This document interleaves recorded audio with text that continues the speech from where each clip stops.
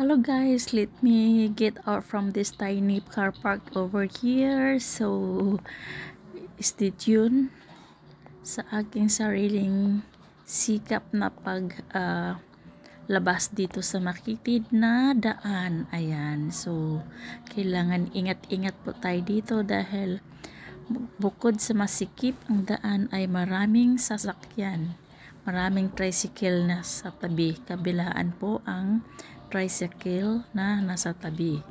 Ayan po, so kung makikita nyo po yan ay talagang napakaliit ng aming daanan dito. So ayan, so dito ko hihintayin yung aking mga kasama dito sa sasakyan na to. Ayan, so kung makikita nyo dyan, siguro nasa 200 meters away from the tiny car park. Ayan, yung dinadaanan ko dito at ayan, so liliko tayo dito at dito ako maghihintay sa iced tea shop over here. So let's go, and I'm almost here. Yeah, so dadaan tayo dito sa nakabalandra ditong malaking van at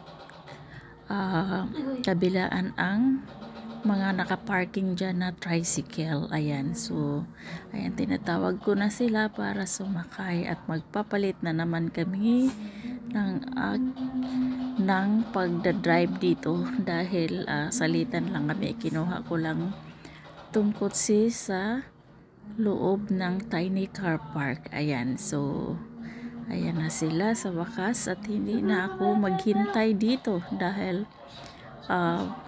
hindi pwedeng magtagal dito sa kalye na to dahil maraming sasakyan na in and out. So that's why I asked them to hurry up so that we can get out from here nang hindi kami makaharang sa daan dito dahil mahihirapan na naman akong magtabi dito sa sasakyan na to dahil sakitid ng daanan dito, as in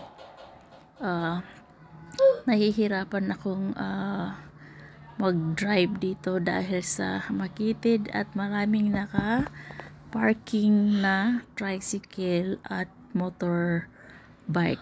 Ayan, so ayan po, sa wakas parating na din yung mga hinihintay ko na nandito at nandito na sila. So stay tuned hanggang ako ay makalusot dito sa kalye na ito dahil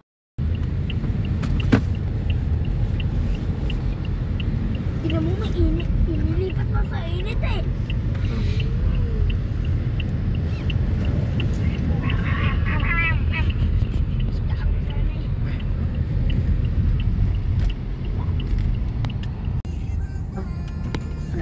Traffic. ayan, Ang stoplight. Green light. Ha?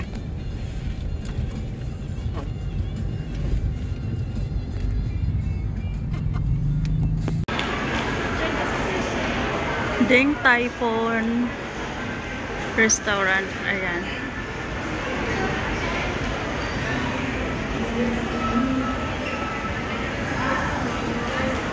lakad muna tayo dito mga palangga. Ayan, so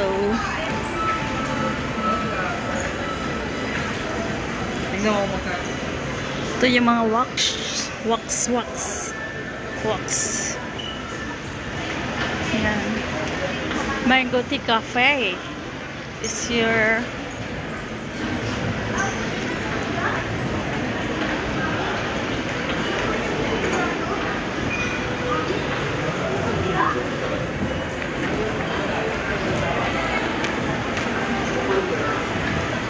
Jayco